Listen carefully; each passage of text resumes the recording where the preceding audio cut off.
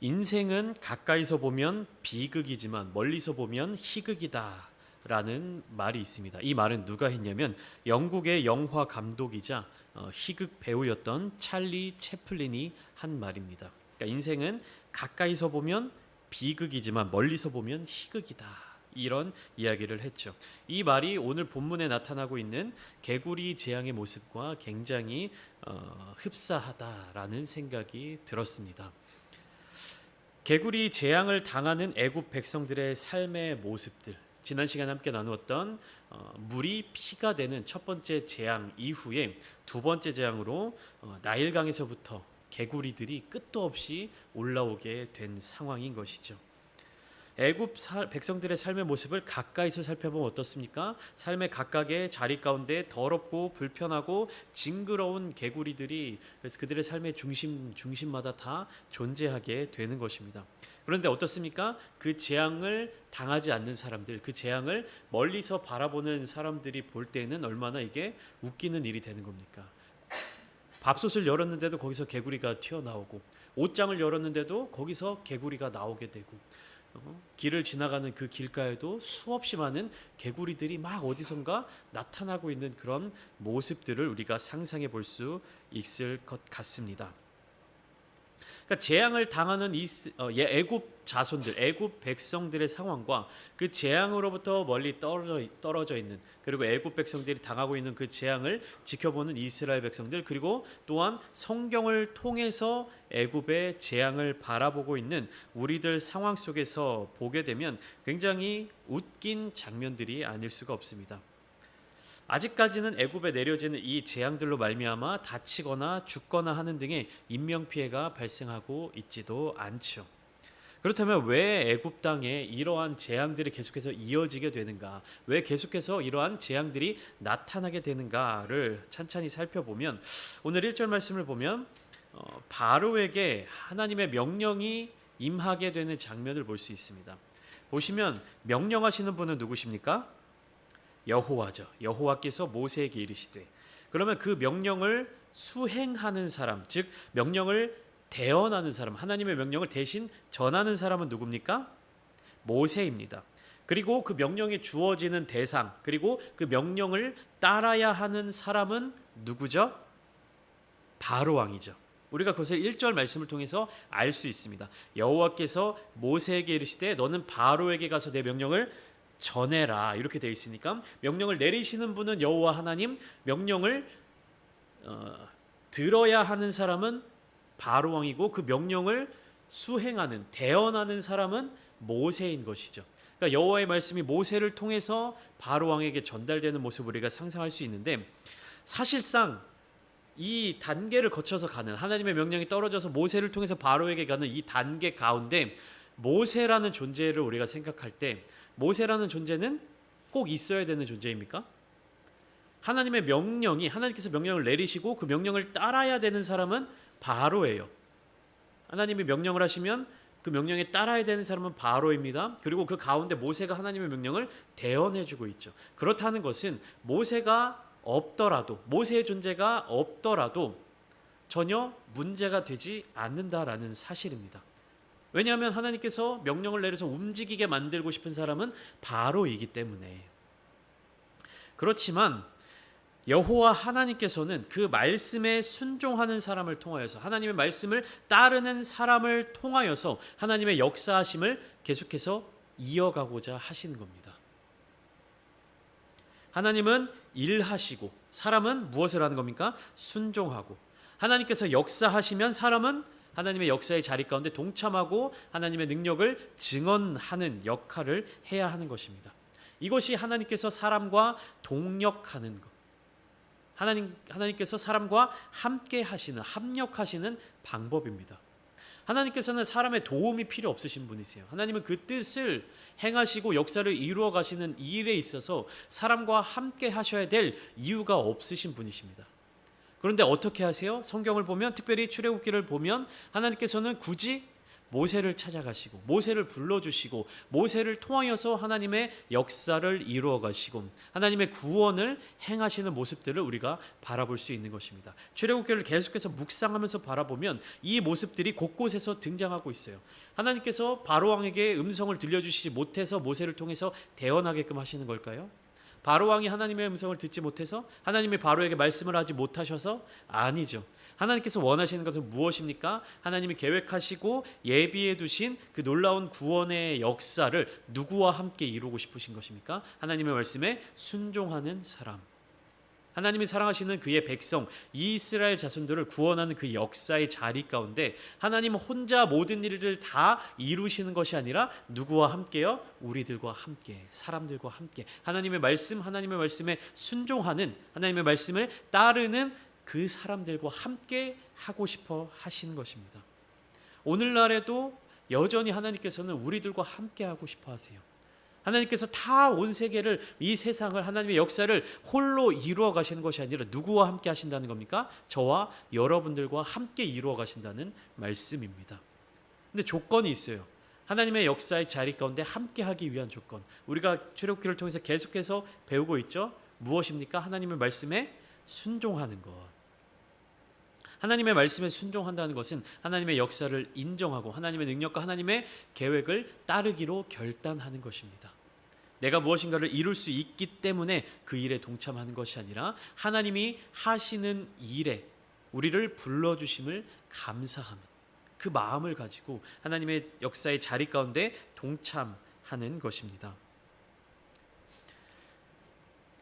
여호와의 말씀, 하나님의 명령, 어떤 명령을 바로에게 전달하러 가신 겁니까? 1절 후반부에 보면 내 백성을 보내라, 그들이 나를 섬길 것이니라. 지난 시간에도 나누었지만 이 명령이 핵심적인 하나님의 뜻이에요.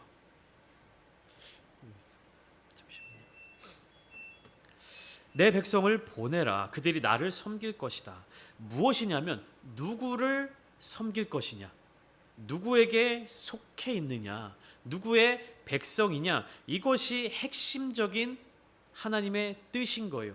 이스라엘 백성들이 지금 누구에게 속해 있느냐, 하나님께 속해 있어야 하는가, 바로 왕에게 속해 있어야 하는가. 이스라엘 백성들, 그들 자신의 정체성을 확립해야 하는 것이고, 바로의 입장에서 보면 어떻습니까? 하나님의 것을 나의 것이라고 지금 우기고 있는 이 모습 가운데 이 10가지 재앙을 통해서 하나님께서는 하나님의 것, 그리고 하나님께 속한 사람, 하나님께 속한 백성들의 위치를 정확하게 파악하시기를 원하는 것입니다. 우리가 누구에게 속해 있는가, 우리가 누구를 섬기는가, 우리의 상황과 환경이 누구를 향하여 열려 있는가, 이 모든 일들 가운데 하나님이 사람과 함께 협력하시며 하나님이 사람을 사용하시며 하나님이 또한 그 사람들을 구원의 역사 자리로 인도하시는 모든 과정들을 우리는 바라볼 수 있는 것입니다. 2절부터 4절까지 말씀을 보면 이렇게 시작되죠. 2절에 네가 만일 보내기를 거절하면, 누굽니까? 여기 나오는 네가, 2절에 내가 만일 보내기를 거절하면 누굽니까? 바로 왕이죠. 그러니까 하나님이 모세에게, 바로에게 이렇게 대언해라. 근데 내가 보내기를 거절하면, 바로가 이스라엘 백성들을 보내기를 거절하면 내가 개구리로 너의 온 땅을 치리라. 이 내가는 누굽니까? 하나님. 네. 그 인칭 대명사를 우리가 잘 이해해야 되는 겁니다. 말은 모세가 할지라도 결국에 개구리로 온 땅을 치게 만드시는 분은 하나님이시다라는 것이죠. 네가 만일 바로가 보내기를 거절하면 하나님께서 개구리로 너의 온 땅을 칠 것이다. 여호와가 개구리로 바로의 온 땅을 칠 것이다 라는 뜻입니다. 개구리도 하나님의 창조물이죠. 그럼 하나님의 창조물이라는 뜻은 하나님께 속한 것이라는 뜻이죠. 땅도 하나님의 창조물입니다. 하나님께 속한 것이죠. 그런데 이 2절 말씀을 보면 내가 개구리로 너의 온 땅을 치리라 라고 되어 있습니다. 너의 온 땅. 여기서 말하는 너의 온 땅은 누구의 땅이라는 뜻입니까? 바로의 땅이라는 뜻이죠. 하나님께서 바로에게 너의 온 땅을 내가 칠 것이다 라고 말씀하신 이유는 무엇이냐면 바로 왕 스스로가 이 땅이 자기의 것이라고 생각하고 있기 때문이에요. 그리고 하나님께서 잠시 그 땅을 바로 왕에게 맡기신 것이기도 하죠. 바로 왕이 스스로 생각할 때 이 땅은 누구의 땅이다? 내 땅이다. 이 땅에 살고 있는 애굽 백성들은 누구의 백성이다? 내 백성들이다. 나일 강물 누구의 것이다? 내 것이다. 여기에 있는 모든 사람들, 가축들, 재산들 다 누구의 것이다? 내 것이다 라는 마음이 바로에게 있는 것입니다. 여기에서 더 나아가 바로 왕에게 지금 무슨 마음이 있는 거예요? 이스라엘 백성들도 내 것이다 라는 마음이 바로에게 있는 것입니다. 2절 말씀에 내가 개구리로 너의 온 땅을 치리라, 이 치리라라는 단어를 보시면요, 매우 의미가 강한 단어예요. 그래서 종종 치명적인 상처를 입히는 것을 뜻하고 또 하나님께서 심판을 내리시는 그러한 장면을 가리키는 데 사용이 됩니다. 이 치리라, 내가 너를 칠 것이다 라는 이 단어가 애굽의 10가지 재앙 중에 이 개구리 재앙에서 처음 나타나고 그 다음 마지막으로 나타나는 것이 어디냐면 10번째 재앙에 등장하는 거예요. 그러니까 10가지 재앙 중에 이 2번째 재앙과 10번째 재앙에만 등장하는 단어입니다. 내가 너의 장자와 온 가축의 첫 번째 것을 치겠다라고 말씀하신 그 단어인 거예요. 그러니까 얼마나 강력한 단어인지 우리가 알 수 있는 것이죠. 출애굽기 12장 29절에 이렇게 나와 있습니다. 밤중에 여호와께서 애굽 땅에서 모든 처음 난 것 곧 왕위에 앉은 바로의 장자로부터 옥에 갇힌 사람의 장자까지와 가축의 처음 난 것을 다 치심해. 모든 장자들을 다 어떻게 하신 겁니까? 죽이신 거잖아요. 거기에 사용된 치심해라는 단어가 오늘 본문에 개구리로 너의 온 땅을 치겠다라고 하나님은 말씀하고 계신 것입니다. 그러니까 겉으로 볼 때는 굉장히 우스꽝스러운 이 개구리 재앙이 하나님의 심판에, 하나님의 그 의도에 따라서 얼마나 강한 메시지를 담고 있는지 우리가 알 수 있는 것이죠.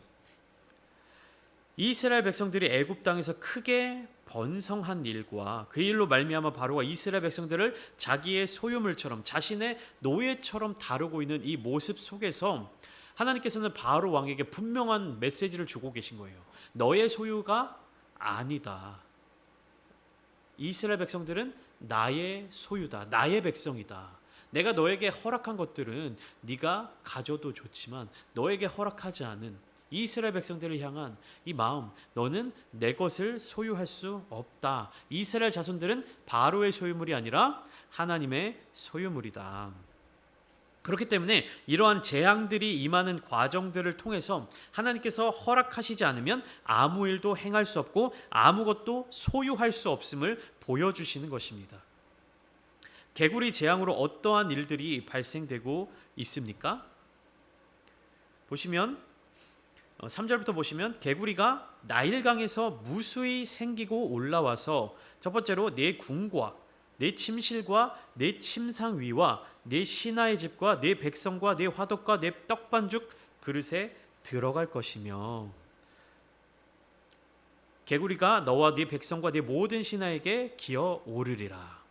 지금 뭐라고 말씀하고 계시냐면 개구리가 발생하여서 머무는 모든 곳이 다 누구에게 속한 곳입니까? 바로에게 속한 곳들 뿐입니다. 바로의 집, 바로의 침상, 바로의 침실, 바로의 신하의 집 등등등 다 바로의 백성들, 바로의 신하들, 바로의 나라들, 바로의 왕궁, 바로에게 속한 공간에 개구리 재앙들이 계속해서 발생하고 있는 것이죠. 이스라엘 백성들은 어떻습니까? 개구리 재앙이 임하지 않고 있어요. 그렇다는 것은 무엇입니까? 이스라엘 백성들은 바로의 것이 아니라는 뜻이죠. 이스라엘 백성들은 바로 왕에게 속한 백성들이 아닙니다. 하나님이 허락하시지 않으셨어요. 5절부터 6절까지를 보면 아론을 향한 하나님의 명령이 나타나고 있습니다. 1절 말씀에는 바로 왕을 향한 명령이었고 5절 6절은 아론을 향한 하나님의 명령인데요. 1절에 이어서 하나님께서는 모세를 통해서 명령을 내리고 계세요. 그러면 누굽니까? 명령하시는 분은 하나님. 명령을 따라야 되는 사람은 아론이죠. 하나님이 여호와가 명령하시고 아론이 그 명령을 따라야 됩니다. 근데 그 명령을 대언하는 사람이 누굽니까? 모세. 그러니까 하나님이 모세를 통해서 아론에게 말씀을 하고 명령을 하시는 것이죠. 뭐라고 명령하시냐면 내 지팡이를 잡고 내 팔을 강들과 운하들과 못 위에 펴서 개구리들이 애굽 땅에 올라오게 하라. 무슨 말입니까? 아론이 지팡이를 들고 아론이 팔을 펴서 개구리들이 올라오게 하라. 하나님께서 이렇게 명령하신 거예요. 실제로 6절 말씀을 보시면 아론이 애굽 물들 위에 그의 손을 내밀매 개구리가 올라와서 애굽 땅에 덮였다라고 말씀하고 있습니다. 그런데 이 일을 잘 생각해 보면 아론이 지팡이를 들고 아론이 손을 들어서 명령할 때 개구리들이 올라왔죠. 근데 이 일이 과연 아론이 행한 일일까요? 아닙니다. 아론이 하나님의 말씀에 순종했을 때 하나님께서 역사하시는 것이죠. 네가 개구리를 올라오게 해라라고 하나님께서 말씀하셨지만 하나님의 그 뜻, 하나님의 명령에 온전히 순종할 때, 아론이 온전히 순종할 때 하나님께서 그 일이 일어나게, 역사하게끔 만들어 주셨다라는 말씀입니다. 그러니까 무엇입니까? 우리에게 있어서 중요한 것은 하나님의 뜻이 무엇인지를 알아야 하고 하나님의 뜻에 온전히 순종할 수 있어야 하는 것입니다. 우리가 하나님의 그 놀라우신 역사의 자리 가운데 함께 동참하고 동역하고 또한 그것을 증거할 수 있는 이유는 우리가 하나님의 뜻을 온전히 따르고 그 뜻에 순종할 수 있기 때문이라는 말씀이죠. 굉장히 재미있는 이야기가 7절에 나타나고 있습니다. 7절 말씀 우리 한번 함께 읽어볼까요? 7절입니다. 시작. 요술사들도 자기 요술대로 그와 같이 행하여 개구리가 애굽 땅에 올라오게 하였더라. 자, 지금 무슨 일이 일어났습니까? 아론이 팔을 벌려서 나일강에서부터 물에서 이제 무트로 개구리들이 막 올라왔어요. 기적이 일어난 것이죠. 근데 바로의 요술사들이 또 어떻게 행합니까? 자기들의 요술대로 그와 같이 행하니까 개구리가 애굽 땅에 올라오게 되었죠. 머릿속에 그려지십니까? 아론이 팔을 벌려서 개구리가 올라오는 기적을 행하니까 바로의 요술사들도 어떻게 합니까? 똑같이 무슨 요술을 부렸는데 개구리들이 막 올라오기 시작한 거예요. 제가 지난 시간에 말씀드렸죠. 첫 번째 기적, 나일강이 피로 변했을 때, 물이 피로 변했을 때 바로의 요술사들이 어떻게 했습니까? 그들도 물을 피로 바꾸게 했다라고 말씀드렸죠. 어떤 능력으로 했는지, 어떤 속임수로 했는지 알 수는 없으나 그들도 모세와 아론이 행했던 그 이적을 똑같이 겉으로 드러나는 모습을 똑같이 적용했다라는 거예요. 근데 중요한 것은 무엇이라고 말씀드렸습니까? 물을 피로 바꾸는 게 중요한 것이 아니라 하나님의 능력을 이기는 것은 똑같이 행하는 것이 아니라 무엇입니까? 하나님이 물을 피로 바꾸신 것을 다시 그 피를 정상적으로 돌릴 수 있는 힘이 있어야 더 큰 능력이 있다라고 말씀을 드렸죠. 지금 애굽에 무슨 일이 생긴 겁니까? 온 물에서부터 온 천지사방에 개구리들이 난리가 났습니다. 근데 거기에 바로 요술사들도 우리도 이런 요술을 부릴 수 있어 라고 하면서 행한 일이 뭡니까? 더 많은 개구리들이 올라오게 만든, 이미 개구리들이 엄청나게 많은데 거기에 개구리들이 더 추가되어서 올라오게 만들었습니다. 이게 애굽에 무슨 도움이 됩니까? 이것이 바로 왕에게 무슨 도움이 됩니까? 이미 징그럽고 더럽고 막 이런 개구리들이 바글바글한데 거기에 대고 야, 우리 요술사들도 똑같이 할 수 있어, 우리 요술사들도 그 일을 행할 수 있어 라고 하면서 개구리가 또 올라오게 만들었다 라는 것이 과연 바로 왕에게 어떤 도움이 되고 어떤 문제 해결의 열쇠가 될 수 있을까요? 요술사들이, 애굽의 신을 섬기는 그 사람들이 정말 능력 있는 사람이다라는 것을 증명하기 위해서는 자기들을 고통스럽게 만드는 이 개구리들을 물러갈 수 있게끔 만들어야 되는 거예요. 근데 이 바로 요술사들은 이 끝도 없이 올라오는 개구리들을 해결할 수 없었습니다. 해결하지 못했습니다. 능력이 없었다는 것이죠.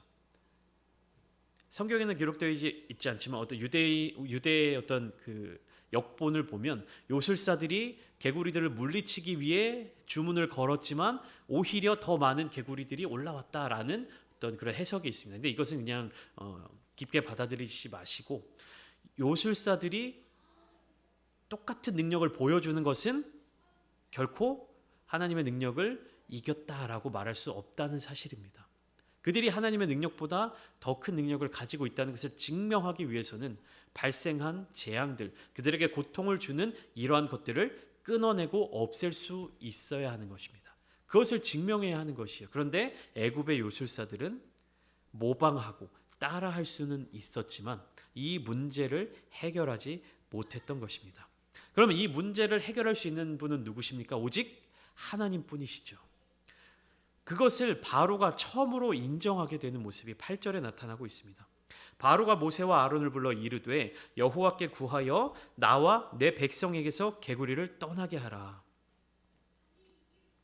바로가 처음으로 여호와의 이름을 언급하면서 그에게 간구하여 개구리들을 제거해달라고 모세에게 요청하고 있습니다. 이것은 말씀드렸다시피 재앙을 제거할 권능이 오직 여호와께 있음을 인정한 것이에요. 그가 어떤 마음을 가지고 있었는지, 하나님에 대한 어떠한 신앙을 가지고 있었는지는 알 수 없으나 그가 자의식적으로 혹은 무의식적으로 이런 말을 한 건지는 모르겠지만 어쨌든 이 재앙을 제거할 수 있는 힘, 그 권능이 누구에게 있다? 하나님께 있다. 여호와께 있다. 이것을 인정한 모습입니다.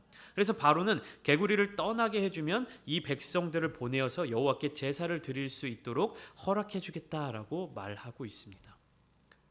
뭔가 인정하는 모습과 요청하는 모습이 뒤바뀐 것 같죠. 이것을 문제를 해결할 수 있는 사람은 여호와밖에 없는데 조건을 달고 있잖아요. 이 문제를 해결해주면 내가 백성들을 풀어줄게.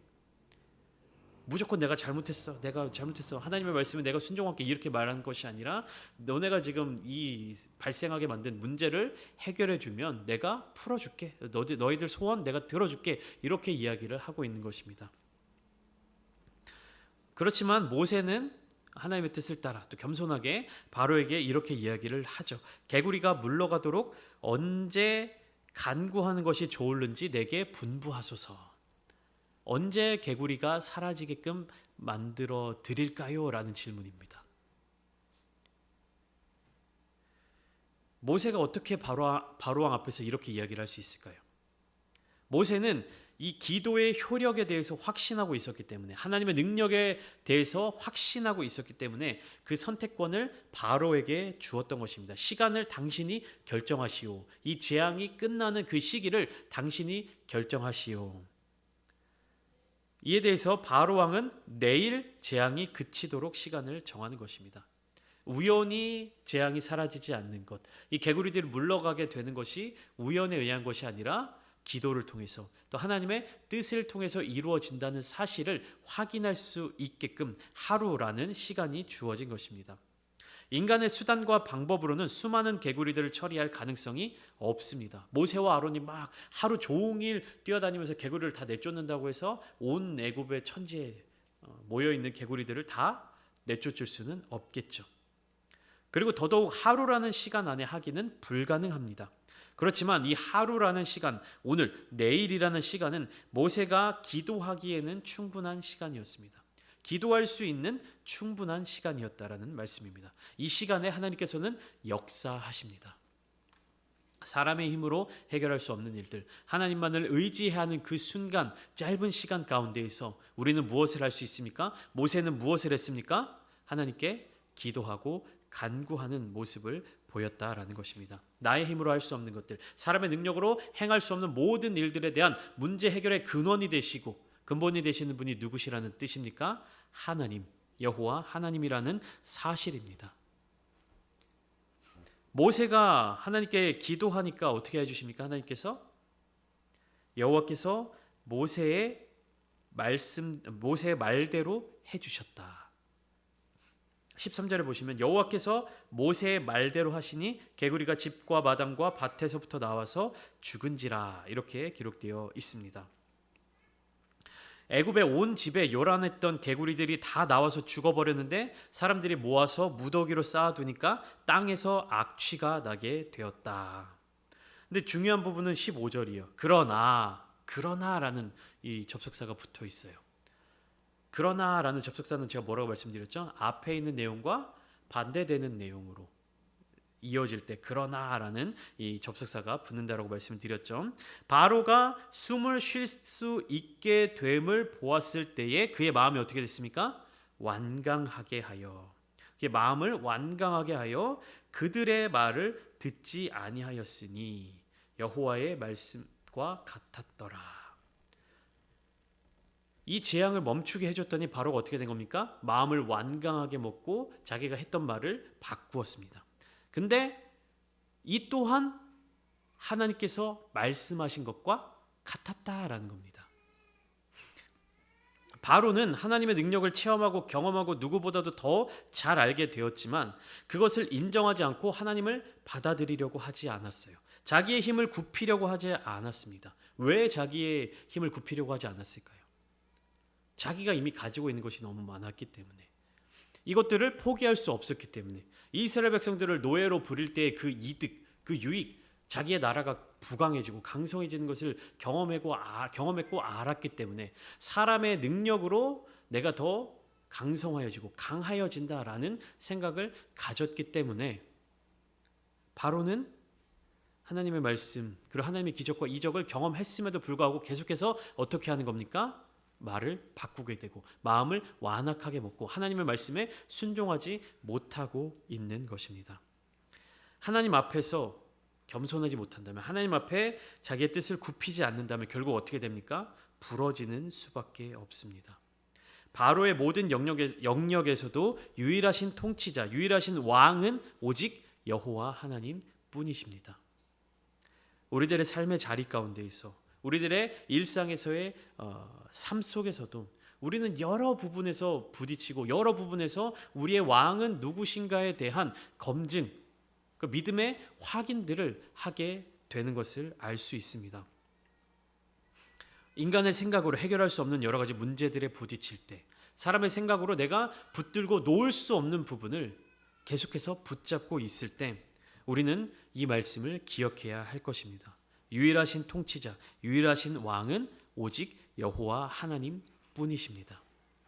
그 유일하신 왕께서 백성으로 불러주시고 자녀로 불러주시고 또한 우리 믿는 그리스도인으로서 살아가게 하신 그 은혜를 기억하며 하나님 앞에 기도 드리실 때 우리의 능력으로 해결할 수 없는 모든 문제들을 하나님께서 해결해 주실 줄 믿습니다. 오늘 밤 이 시간 함께 기도하실 때 우리의 필요, 우리의 부족함, 또한 우리의 기도 제목들 모든 것 주님께서 아시고 하나님께서 다 채워주실 줄 믿음으로 간구하며 나아가실 때에 저와 여러분들의 삶의 자리 가운데 하나님의 놀라우신 은혜가 더욱더 풍성하게 임하게 되시기를 주님의 이름으로 축원드립니다.